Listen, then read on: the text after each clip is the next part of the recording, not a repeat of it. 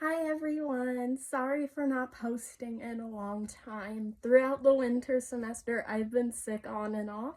And as you can tell, based on the mask, I am sick again. I suspect I have strep throat, so I've been in isolation at home for a good while now.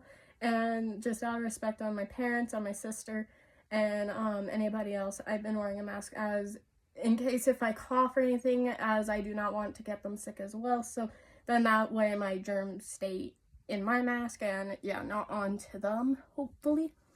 Um, but yeah, I am here to post another video because why the heck not? All I've been doing in isolation is pretty much studying for finals and reading. So, a while back when I made my first video, I received a lot of comments. And again, I just want to say thank you so much for actually engaging and all that. When I actually started this, I honestly had no set goal. I was like, okay, if people are going to be interested, they're interested. If they really don't care, that's okay. I'll just keep doing it for fun, as you can tell by the short videos I've been doing and all that. So I really appreciate it, honestly. It makes me happy to know that people like to hear what I have to say and all that, and actually have genuine questions and all that, because I find when universities like present themselves, they're like, we have these programs and this program, we also have these options, these clubs, we also have these events, but when it comes to the important stuff like how to apply, and then like other things like, oh, how do I do MLA citation, APA citation, or how do I know when I do not need textbooks, or when should I apply for my classes and all that. Like those important, like deeper understanding questions, or even for my minor, what classes do I need to take? Or in my case, when I was taking all my French courses, it was because I was in French immersion, I was way advanced. So I couldn't take the advanced at first because the system, it didn't see my transcript. Like it can't read your transcript and then go like, oh yeah, you're qualified and stuff. I didn't know that I had to go and do a meeting and get a special ticket request for a code and then write it in, and then it would accept me. So that was all a bunch of learning experiences for me. So yeah, again, I just wanted to say thank you. So for today, underneath that video that I posted a while ago, there was a lot of comments, and I did my best to reply to a lot of them through writing, but I also want to go ahead and reply to them through communicating verbally, because there may be some things that some people don't fully understand through writing, or I didn't go fully in depth in because I didn't want to write a novel. So yeah.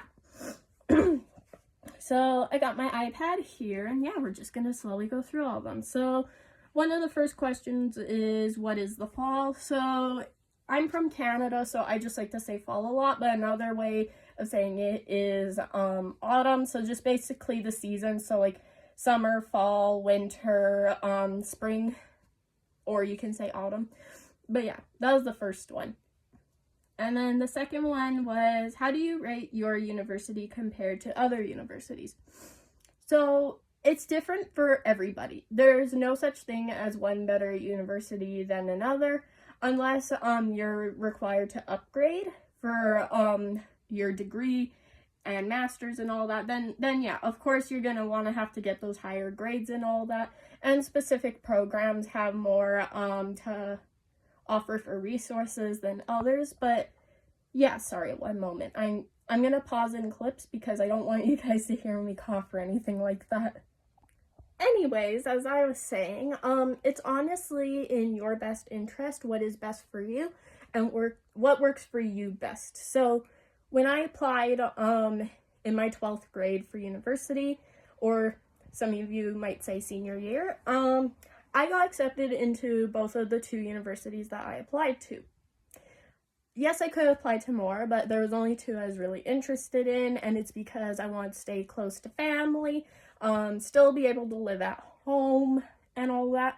And I already had a part-time job, so I wanted to stick with that as well, just for stable income. And so anyways, between the two schools, one is very, very big, very popular, very well known. a lot of people say like, oh, it's the best of the best. But then the other university, it's still pretty great. And the only difference is just smaller class sizes. And I find that's a really great school as well. So in my case, it was I'm somebody who is more dependent and need help quite a bit. So when it comes to needing to ask questions or further clarification or accommodations if needed, I knew that the school that I chose with the smaller class size was better for me in that case. And it's just because I get more one-on-one time with my professors and all that. Some of my class sizes are like 30 to 40. The biggest I probably in is like 78. But yeah, like at the other school, it's like 1,000, 2,000. And the enrollment for classes is less stressful for me, I find. For other people, it depends. Like if you're going into nursing and all that, certain schools, they'll have more programs to offer for that. So then it's less upgrading for you to start like from a certain school and then you transfer to another afterwards to upgrade whatever you may need to for your practice.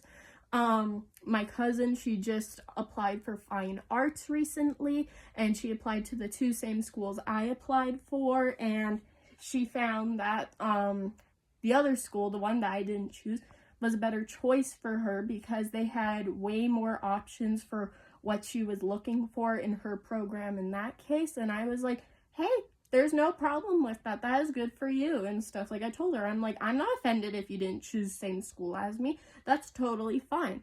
Or even like for engineering or other things, like some people choose like other schools like that and stuff. And it's just based on what the program has to offer with all those resources and what your career path you have envisioned for you. So yeah, like I said, it's kind of what's best for you. Like if you choose to relocate, totally fine. If you are choosing to like go above and beyond just your bachelor's, there's that as well. It just all depends. Alrighty, and then another question was, what about placements? Did you ask your seniors for any tips and share? And so this one, I'm just going to read based off what I wrote, and then if I feel that I need to go further in depth, I will gladly do that.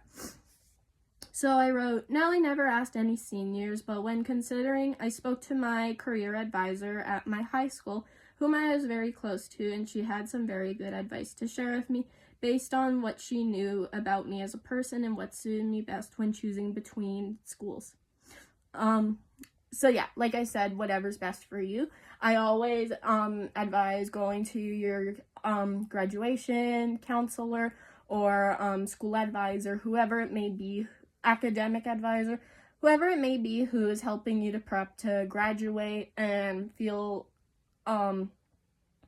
to help you feel that you're successful in whatever path you take, whether it is a gap year, applying for schools immediately.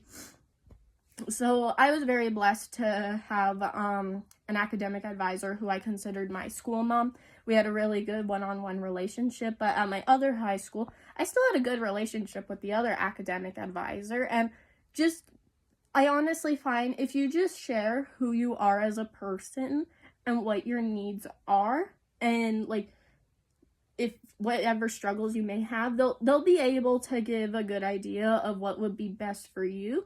And then you can kind of go based on that suggestion and take that into consideration for whatever you choose so you feel more confident. What else is there?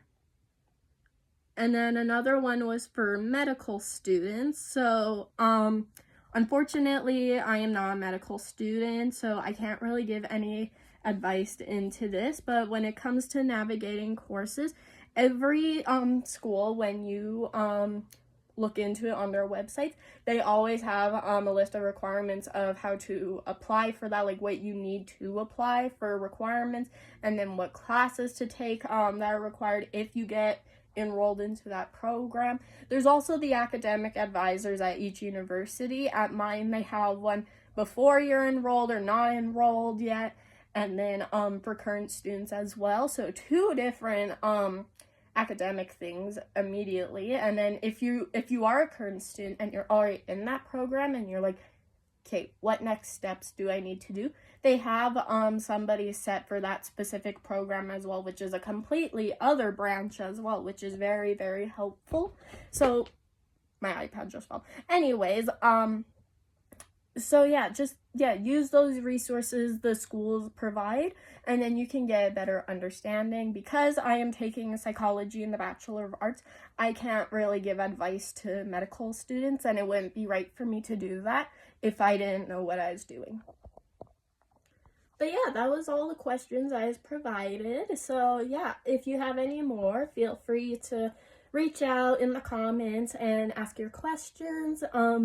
Even if it's about how to write an MLA paper or APA paper, or like tips on it, like for citation or structure, feel free to ask about that.